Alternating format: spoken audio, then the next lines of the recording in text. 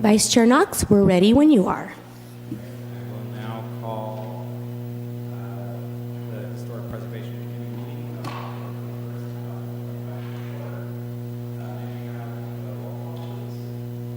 Apologize, Vice Chair Knox. It seems your mic is off. Okay, so you're calling the meeting to order. It is 5:01. And the roll call, here we go. Committee Member Rivera, Present. Committee Member Heckman, Present. Vice Chair Knox, Present. Chair Evans. Let the record show Chair Evans is absent. He did let staff know that he would not be in attendance. And Vice Chair Knox, I'm going to have you moved. Let's just move that microphone over. Tests 1, 2. There we go. Cool.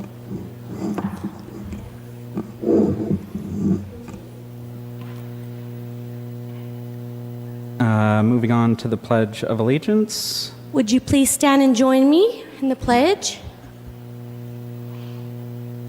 Ready? Begin. I pledge allegiance to the flag of the United States of America, to the republic for which it stands, one nation, under God, indivisible, with liberty and justice for all.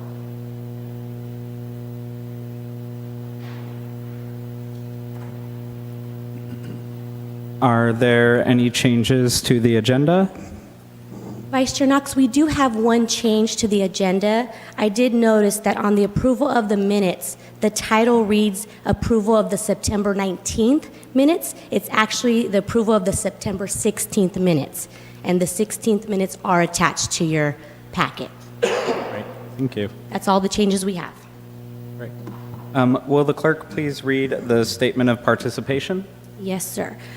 This is the opportunity for members of the public to comment on any items not appearing on the regular agenda. Because of restrictions contained in California law, the Commission may not discuss or act on any item not on the agenda, but may briefly respond to statements made or ask a question for clarification.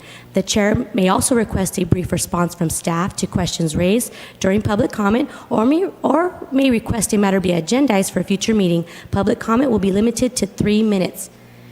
Vice Chair, I did receive a request to speak form. However, I do not see that member present. So if he happens to make his way back to the chambers, I may ask to go back to public comments because I do have it here, but I do not have any others. Is there anyone else that would like to comment on items?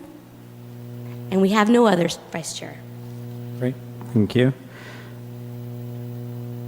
Approval of the September 16th, 2025 Historic Preservation Committee meeting minutes. Do we have any further corrections or additions to the minutes? Are there any public comments on the minutes? We have none. Do I have a motion and a second to approve the minutes? I'll make a motion to approve. Second. Okay, we have a motion by Committee Member Rivera and a second by Committee Member Heckman. Please vote. And motion carries, all ayes. New business, work plan, discussion and update. Staff, may we have an introduction, please?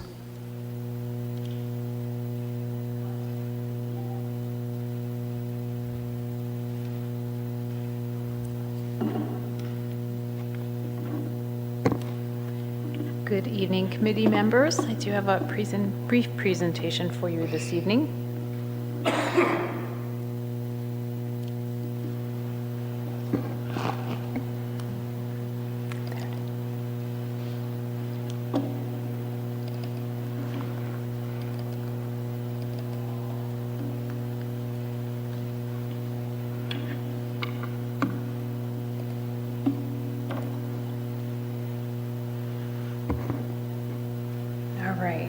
Thank you, and good evening again. So for discussion this evening, I have a few items that are taken from the adopted and amended work plan. This discussion this evening is really an update. There are no new items that are being considered to be included on the work plan at this time. However, they're always welcome if we want to have that discussion. So the work plan items for discussion appear here in a slightly different order than the way they are in your agenda brief, and I did that, and will ask for your forgiveness because I did that because we have a special guest this evening and I really wanted her to have some time to address the committee and answer any questions that you might have and to talk a little bit about one of the projects that's on your work plan and then make it on to our next destination. So the primary items that we'll be discussing are the reformatting of the work plan, which I think is self-evident, but I just wanted to talk about that with you, make sure that that is acceptable.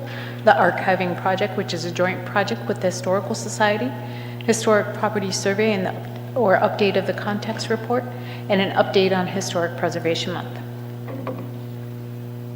So without further ado, I'll dive right in. So here is and you saw it in your packet. I just wanted to show it here for an example so that the public or whoever might be watching can also see this.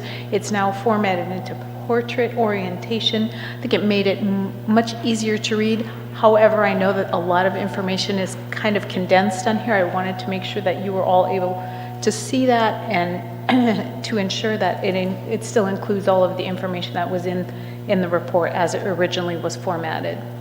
It just takes out a lot of the extra fields and lines and things of that nature. It makes the font a little bit smaller, but if we're looking at it on the computer, it should be fine.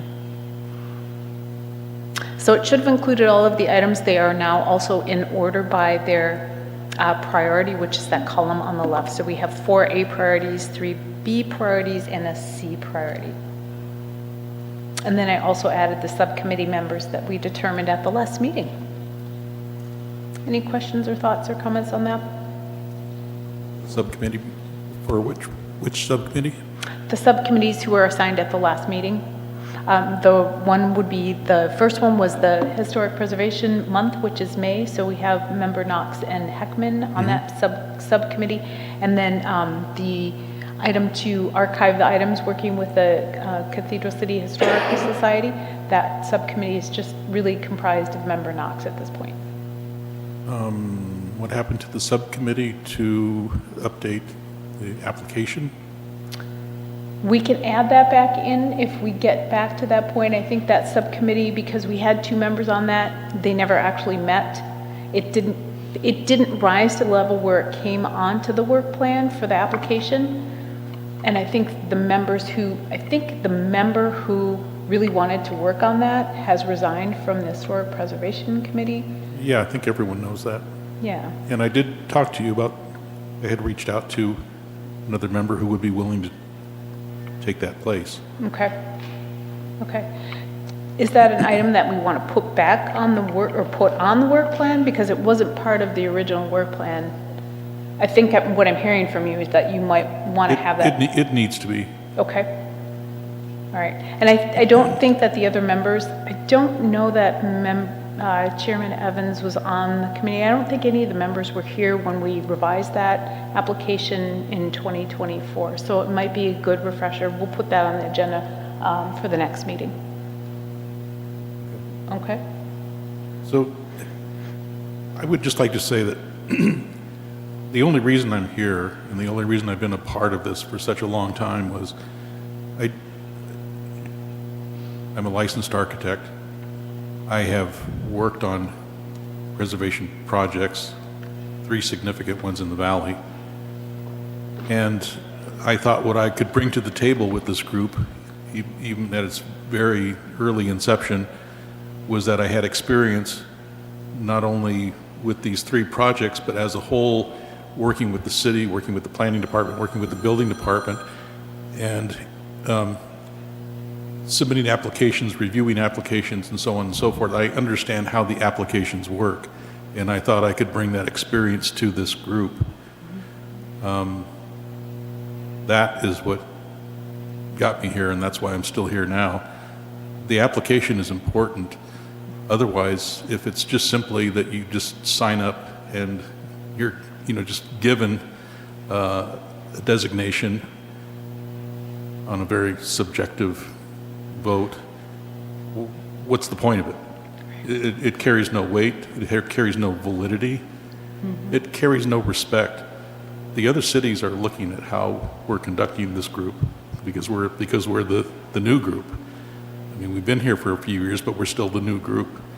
Other cities are well established in how they process historic applications and how they deal with maintaining those designated sites. We're new. We have one designation under our belt, but there could be more, and there should be more, but it should be done right. So maybe what might be helpful for this board, since you have experience, and I've done this for a while, might be to actually bring back how a designation occurs, what we look at in terms of significance, what we look at in terms of integrity, structural integrity, what the period of significance is, what those kind of leading factors are that Member Rivera is talking about. We could bring back a brief presentation on that, if that would be helpful. We do have an application. The application has been revised per the conversation. It's now hosted online, so all of the information, we don't have a paper application to work from, and I think that was kind of where staff got a little bit, we were a little bit stuck with what's the action item, but we can have a conversation about how we can. Yeah. And paper or Facilitate that. electronics, not the issue. I mean, there's hardly anyone left that does paper. Right. Everything. So You know. that's not the issue. It's getting the application right. The one that we have was kind of, it's a hodgepodge of Yeah.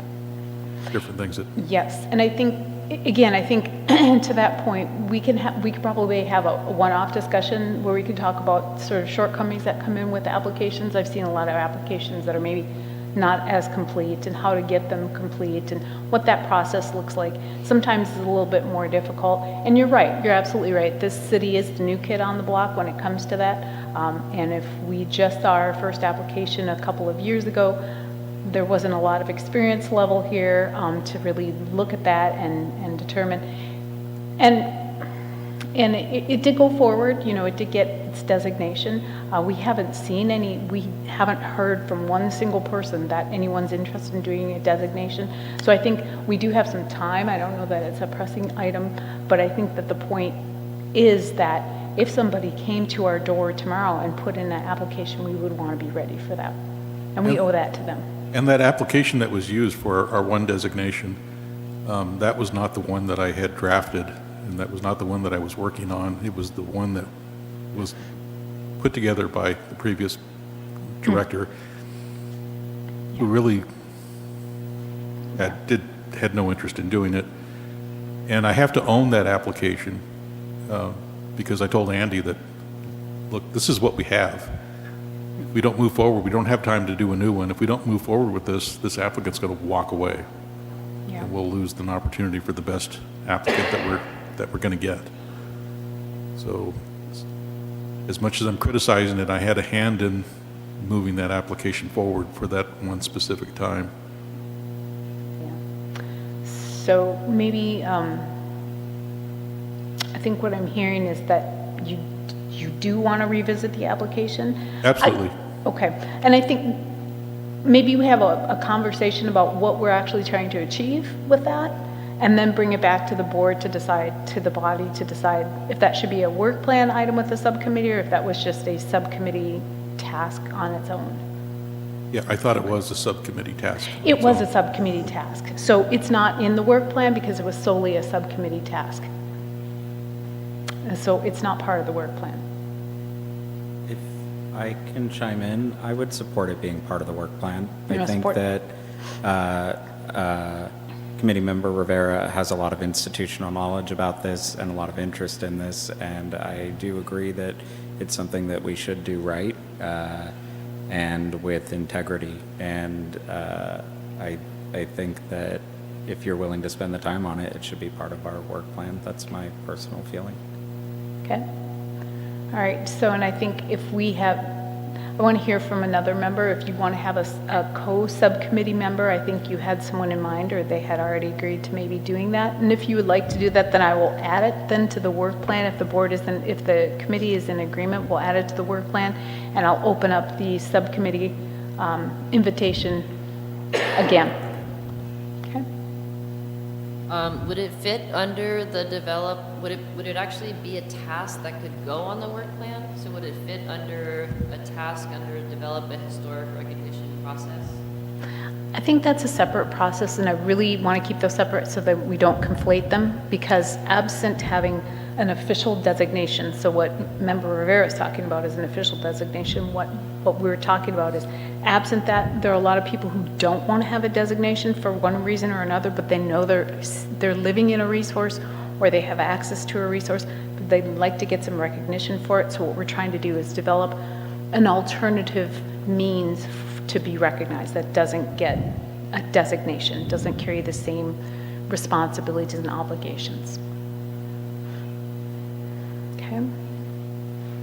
So, yeah, so do we have another subcommittee member who wants to be on that group?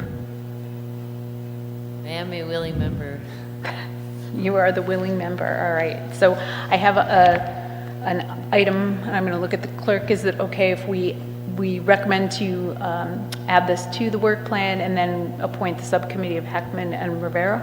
And that's actually what I was going to suggest, since we are speaking about the work plan specifically. If it's going to be part of the work plan, it's appropriate. You guys can add it. You guys can memorialize the appointment of the member to the subcommittee, because the subcommittee was already established. And so Committee Member Rivera is already sitting on that subcommittee. He could do the work on his own, but if we're going to add it to the work plan now, we can do that now under this item, and we can actually add the new member in as well, if you would like to do that. Yeah. So Cynthia, do we want to memorialize that with a motion? Sure, that's perfect, thank you. So do I have a motion and a second to appoint Committee Member Heckman to the subcommittee with Committee Member Rivera? So moved.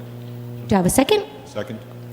Okay, we have a motion by Vice Chair Knox. You might.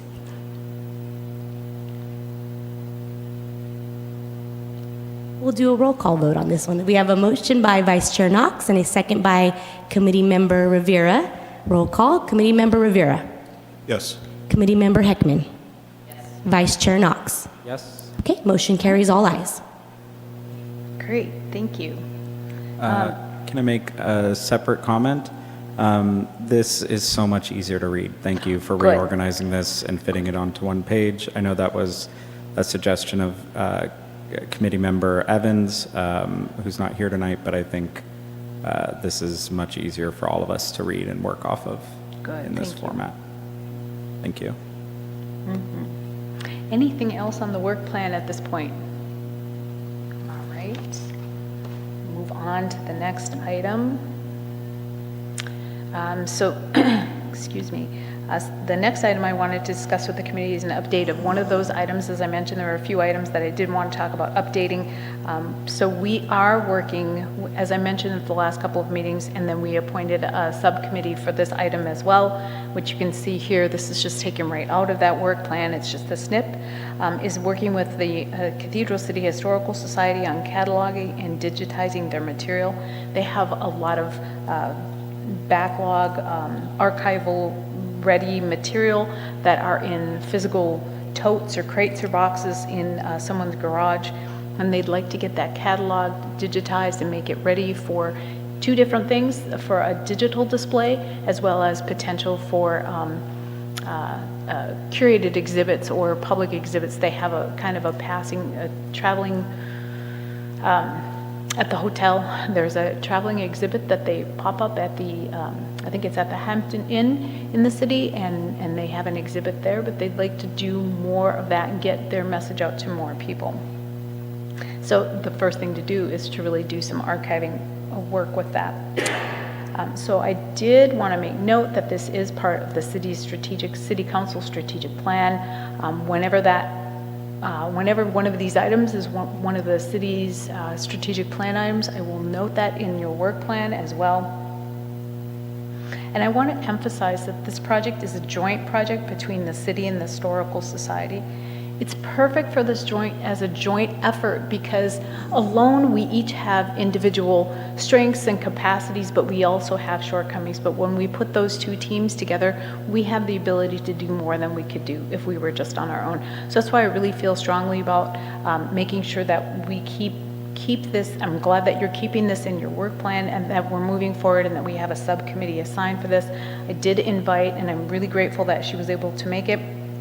I did invite Julia House, who is the archivist for the Historical Society. She's an archivist by trade, so or by profession, so she knows a lot more about this. And if you looked at my little list of how to start with archiving, you will see that I am not an archivist, but it's very important to kind of understand what the Historical Society's role in this is, what their interest in this is, and I wanted you all to hear that from somebody who is intimately familiar with the Historical Society, which is why Miss Julie is here. And if you don't mind, I would like her to come up and speak to you all a little bit about what the Historical Society is doing, what archiving means, and then to answer any questions that you might have. So we're going to do a little bit by diversion here, if you don't mind. Is that all right with you, Vice Chair? All right, terrific.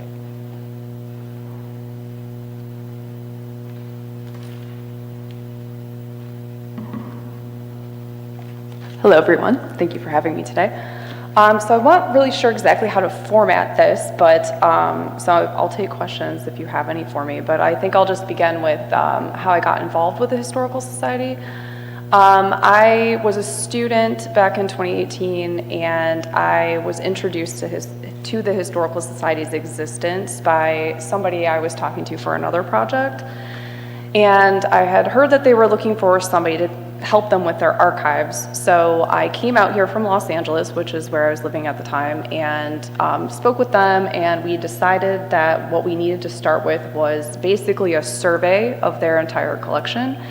So usually in archives, when you get, most archives that you all might be familiar with are probably, institutional, like a university collection. So when you have a potential donation coming in, the first thing you do is just go take a look at what's there to see if it makes sense for your institution. So the Historical Society here already had their collection. I just, not knowing anything, thought that's where you start. And I think that's usually a good place to begin, is just to see the lay of the land, what's there.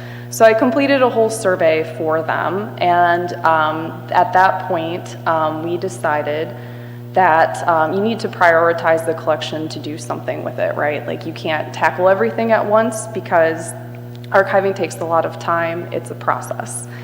So once we went through everything, I identified the Wilson Davis Ellis collection as one that's a priority. There were many reasons why we picked that one. Ellis he's very good at documenting what he had in his collection. There was a lot of things in there. Also, there's a massive slide collection in there, photographic slides, and I decided that those were at the greatest risk. So we prioritized those, and then I applied for a grant through the California Revealed program, and we were able to get a cataloging grant first, so that let me actually formally catalog everything. So that's going through every single thing in that one collection and figuring out how things kind of fit together and making a list of all of that stuff. And after I did that, we decided to pursue a digitization grant because it's great to have everything in physical order. Like, a lot of what archiving is about control, right? You want to control the physical assets that you have, but then you also want to intellectually control them as well. So that's basically writing down how everything is related to each other and what the things actually are. So when you get further along in the process, you can input all that information into a database or some kind of system in which you can retrieve information later. That's kind of the whole point. And it's important to do both of those things because you never get rid of originals, right? So you always want to hang on to the original things that exist. Even if you digitize them, you don't throw away the originals. So you want to have them in some kind of order that makes sense. But you also want to be able to describe them so you can find those things later and then make them accessible to other people, which, if you're not making things accessible to people, that's the entire point of having an archive. If nobody's using it, then why do you have it? So all that to say, that's why I went through that whole process with this one particular collection. So digitization was the next step. And over I got involved with them in 2018, Took us a little while because of COVID, but we finally, pretty recently got that entire photographic slide collection digitized. So all of that is online through California Revealed now, which is fantastic. And, you know, we're quite proud of that. That's about as much work as that's the progress we've been able to make thus far. When I first got involved with the Historical Society, like I said, I was a student. Now have a full-time job, so it's tough for me to keep doing that work, but we were still able to get that project rolling, so that's fantastic. But now it's time to try to figure out what to do with the rest of the collection. So I think, you know, it's really just me archiving everything for them. So I think exploring ways to partner with other organizations is a fantastic idea. So I don't know, any questions about archiving or anything like that? I have a couple of questions. Sure. And I'm really jumping way ahead of where you're at. Okay. But is there a future plan for how these are going to be stored? Because typically historic documents or artifacts require certain environmental controls so that they don't deteriorate. Right. And so was there any thought to a future of how that might be accomplished someday in some capacity? I mean, it's definitely something we've talked about and something we need to do at some point, but, you know, we have limited resources as it exists. You know, we don't. And it's a costly enterprise. Yeah, I mean, like, in my full-time job, it's like, you know, I see firsthand how expensive everything is. I mean, not even talking about climate-controlled storage, which if you rent like a storage unit that's climate controlled, that's a lot of money, right? But before you even get to that point, you need to rehouse everything you have into archival enclosures. Like you typically want to buy acid-free folders, their document cartons. You know, you can't just use a cardboard box. That doesn't work. Like regular paper has acid in it that can deteriorate documents, especially when they're already old and fragile in the first place. So, you know, in working with the Ellis Collection, through those grants that we received, I was able to at least get acid-free enclosures for those materials, and that would have been something, if we had been able to get more grants, would have rehoused everything in the collection. We didn't get that far, but then of course, long-term planning would have been great to be able to find some kind of climate-controlled storage. But like I was saying, we don't have the resources to rent a space. So at one point in time, the collection was stored at the Cathedral City Library. We were gracious enough to receive some space in a closet they had there, a secure area. It worked for us for years, but you know, we were no longer able to store those things there, so they needed the space back. Everybody needs space, right? It's at a premium. So that's kind of why we're in the situation that we're in now. We would love to find an alternative storage space. That is, of course, the goal. It's just something we haven't figured out quite yet. That's a shame about the library, because that would have been ideal moving forward, because you talked about public access. Yeah, So it would have been great. So public access to the physical archives or artifacts, what have you, again, requires a control room. And Yeah. the library, which has these reading rooms, you know, one of those could have easily been facilitated for that. Right. And so that you can have control, so that there's no damage being done, and that the viewer is being monitored, that they're wearing gloves as they're handling everything. Exactly. All of that. It would have been perfect had that worked out. You know, I'm not quite certain why I think it really was just about the space. They literally needed the Sure. space back. But I think there was a conversation at some point about using one of the reading rooms as like a local history room, and frankly, I do not know why that didn't work out. Like, I wasn't talking to anyone from the library about that directly, but there was whatever reason that wasn't able to happen, but I do think that would be, in a perfect world, I think that would be the best possible solution because, you know, those reading rooms have windows. If I remember correctly, it's been a little while since I've been over there. But, you know, that's typically how archives, when you have a reading room, how somebody is supervising your activity. There are windows or a person's in the room or there's some kind of supervision, right? That's typically how that's done. So that would have been great, but yeah, it didn't work out, so.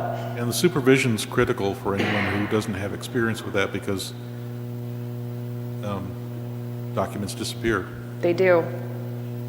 But you know what they find is a lot of times it's most of the time it's internal theft if you're talking statistics. But anyway, things walk, right?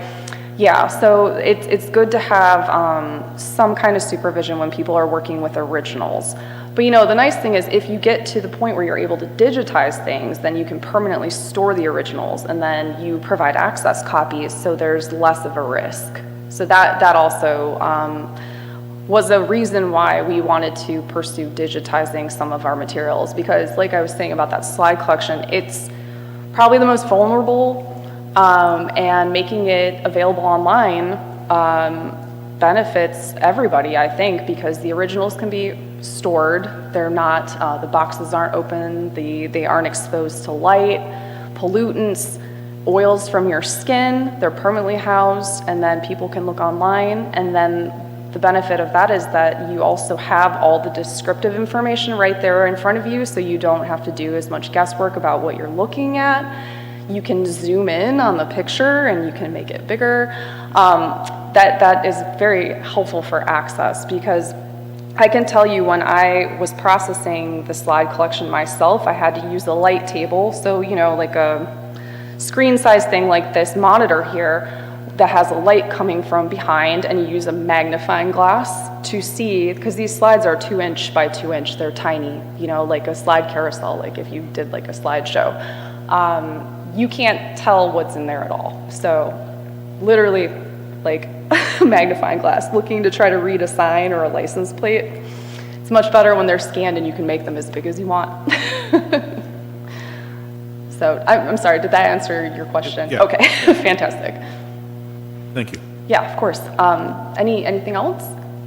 To add to that line of thought, Cathedral City is in the planning process of a community center, and I think I'm just saying this into the ether that could be a potential place for storage and for displaying some of the materials once they've been archived. Yeah. I think that could be a solution to the storage issue.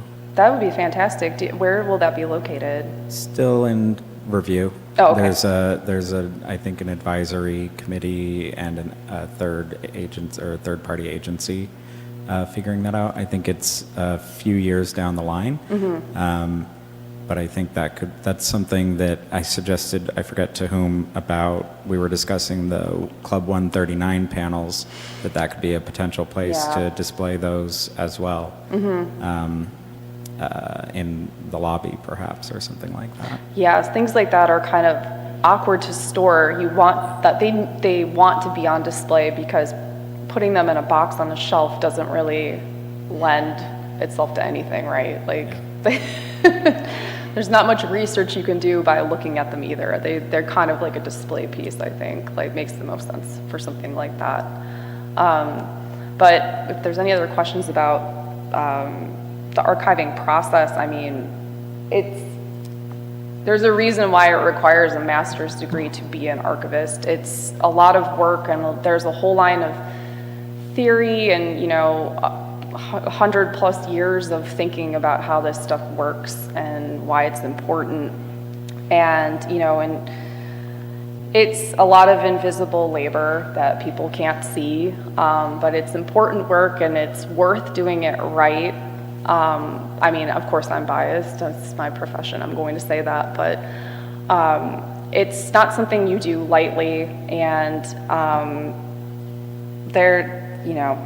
of course access is what we want to achieve, but it's tough to accomplish that, and especially these days when the grants that maybe we would apply for are limited or the funding is at risk. You know, there's a lot of factors that come into play about progressing more with this work. So I think that's all I have to say, unless you have any other questions for me. Oh, I just thought of something as you were talking that. Sure.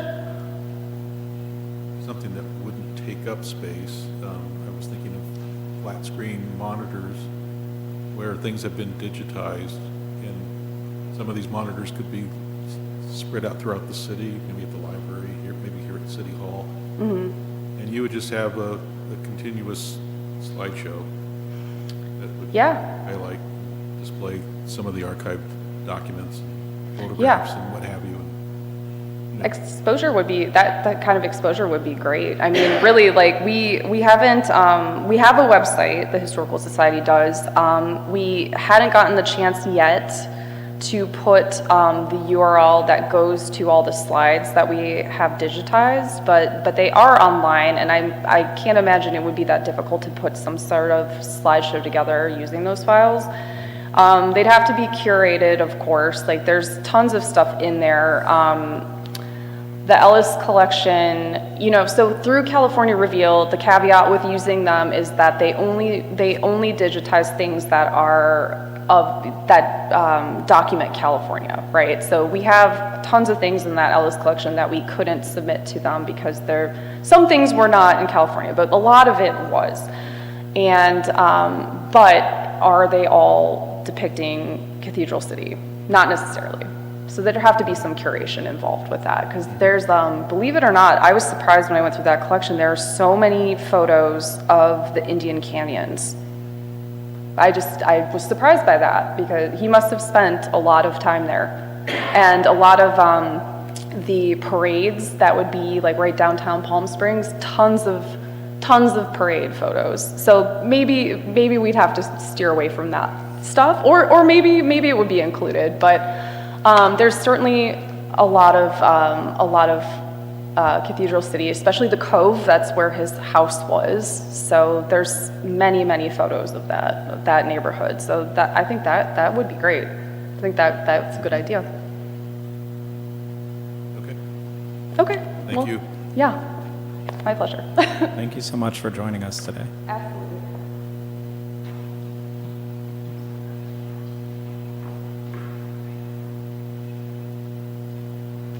Vice Chair Knox, will you test the other microphone for me? Okay, still having trouble. All right. Well, thank you again for diversion of the agenda, and I appreciate Julia for being able to be here tonight. I really wanted to share her expertise because, as I mentioned, just in that little presentation she gave, that was beyond what I know. I learned a lot of this while I was working with Member Knox, Vice Chair Knox, on the anniversary event. As I started looking at items and trying to find things that weren't Palm Springs and that weren't, Greater Coachella Valley, it was hard to find things, and a lot of things were identified as Cathedral City, but they weren't specific to Cathedral City. So the metadata and how we document what we're looking at, how the team documents what we're looking at, and to make sure that the next person who's looking for something specific, they're looking for something in the Cove from the 1930s, they're getting something from the Cove from the 1930s and not something down the street, not something in another neighborhood. It's very important how we do that. It's all a matter of knowing what we know about all the data that we have and all the material that we have out there. So thank you again for discussing that. And did you want to, is this an appropriate moment to give a quick update on the California Revealed grant application that was submitted? I know you were working with the Historical Society. She didn't cover that, and I didn't ask about that, but I don't want to put you on the spot, but Yeah, we mentioned that last. I don't have an update since the last conversation about it. I think we don't hear back until the beginning of next year. Okay. Since then, I have learned more that California Revealed operates under a library grant, which was cut this year.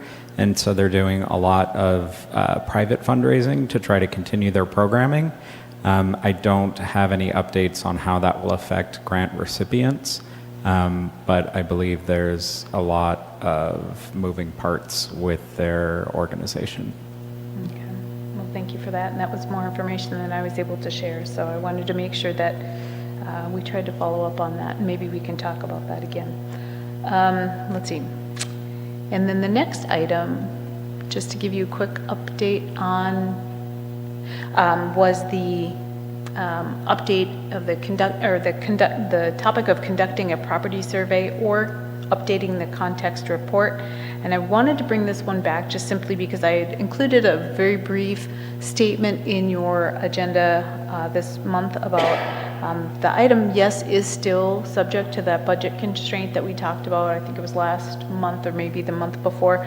So City Council did put an allocation of budget funds, but it's going to be contingent upon making sure that we receive revenues that we are anticipating, and we don't know what's going to happen with revenues until we get closer down. But if we don't have that funding, or if we don't get that full funding, it's not a bad idea to think about a potential plan B, and I'm offering thoughts on a potential plan B, and that would be to potentially update the historic resource and context plan. It was done in 2017. It was a Kaplan-Cheng-Kaplan report. While that report might be outdated, and I know that some of the structures unfortunately have been demolished since that report was published, it does provide a solid foundation of work that we can work from, or a solid foundation of information that we can work from, and we could potentially update that with getting a small grant to do that.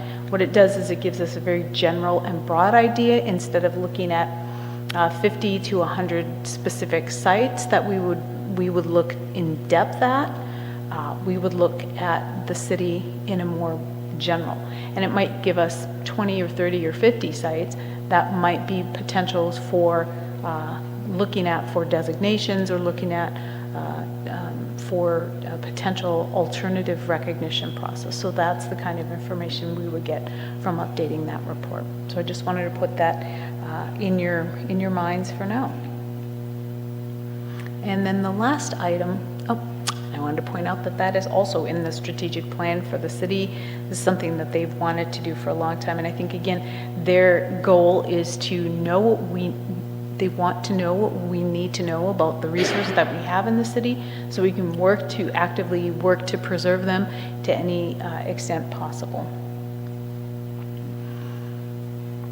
All right, and then the last item that's in the work plan for this evening's discussion is a preparation for Historic Preservation Month, which is a priority A. The subcommittee met once, and they will begin meeting probably every few weeks. We haven't decided on how frequently we'll meet, but we'll discuss planning for this. For this effort, I've been working with a Historical Society board member because they have long-standing knowledge of, just like you do, long-standing knowledge of the who and the what and the where, and the homes that are still standing. They can help with potentially identifying what structures have been demolished since the Kaplan-Cheng report was published back in 2017. There's a lot of institutional knowledge that comes with having partnership and working with the Historical Society that we can really try to glean on. Again, underscoring what Ms. House was talking about. They have certain things and they're short on certain things. We have certain things and we're short on certain things. And when we try to dovetail these two things together, we can accomplish more. We can do more than we could alone. And that's really the fundamental point of really working closely with the Historical Society. Let's see, is there anything else to say on this? So here you see just a brief outline of what we're planning for the May event. It'll be a 1 week, instead of having it spread throughout the month, we decided to do a 1 week celebration. It'll run from May 11th through the 17th. There will be 5 themes chosen. We're working on choosing interesting themes and not just, here's history up till 1920, here's history up until 1950. We're looking at pulling together, curating, if you will, some interesting themes that are focused on things that people will find interesting. We are looking and considering the feedback that we received from the event in August. We heard a lot of terrific feedback about the stories that came out of there, the structures that used to be here, the things that used to stand on that corner and aren't there anymore, what used to be where the Taco Bell is now. We can grab people's interest by telling these historic stories. That's the heart and soul of preservation right there.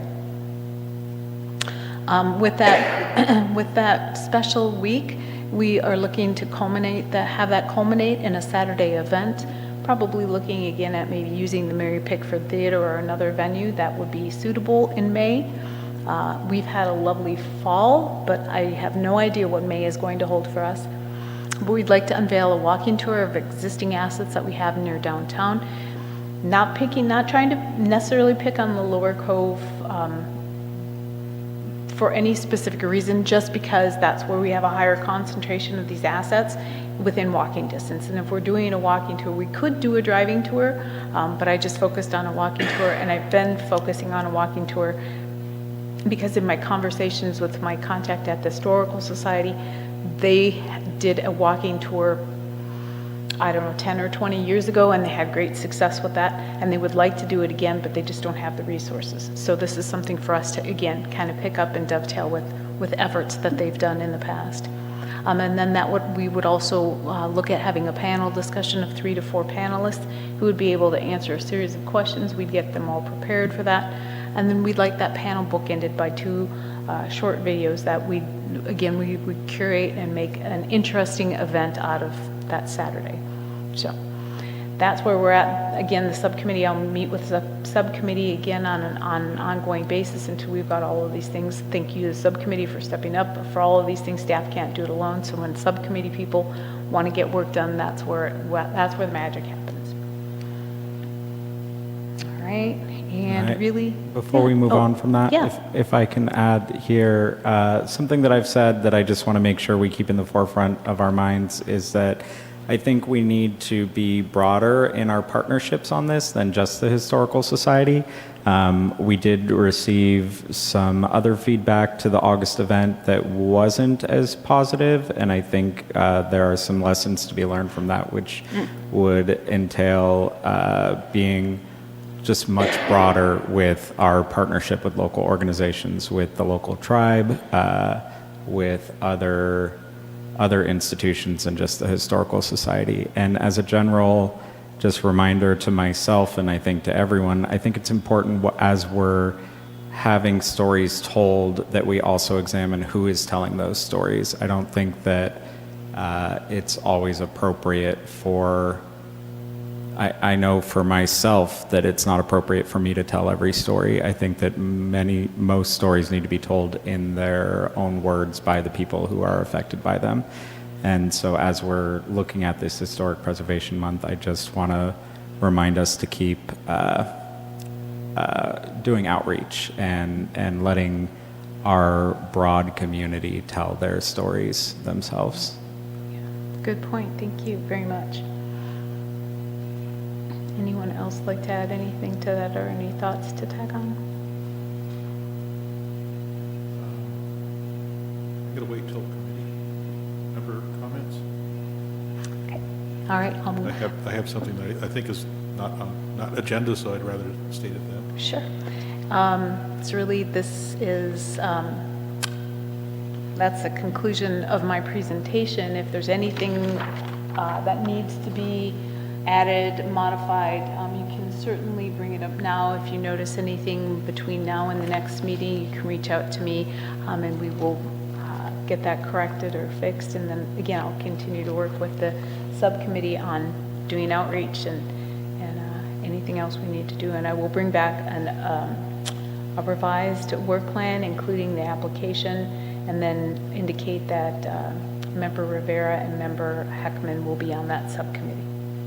And I'll also send out an email to invite you to come to a subcommittee meeting for that. So we'll offer some space and some support for that as well. All right. Well, thank you. Thank you. Are there any further questions from the committee on the work plan? Are there any public comments on this item? Vice Chair, I did not receive any requests to speak forms, but if you're a member of the public and wish to comment, please raise your hand.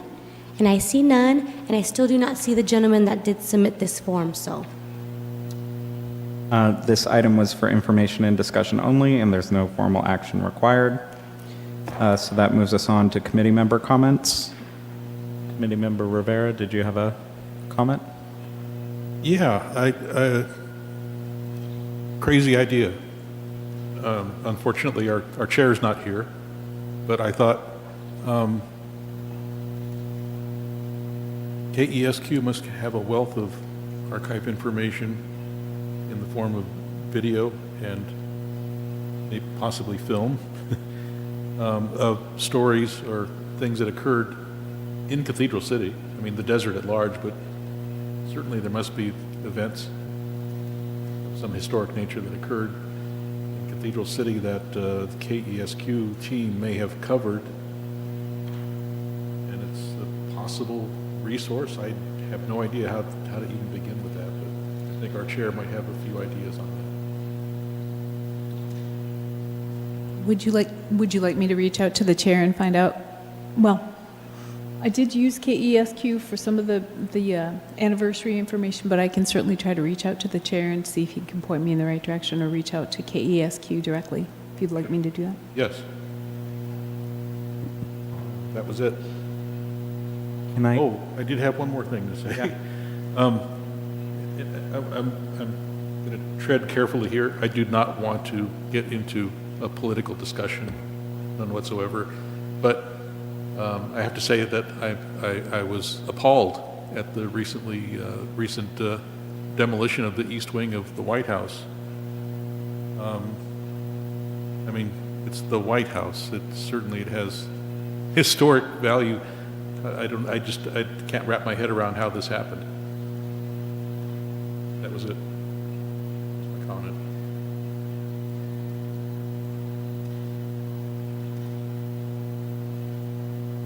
Are there other committee member comments?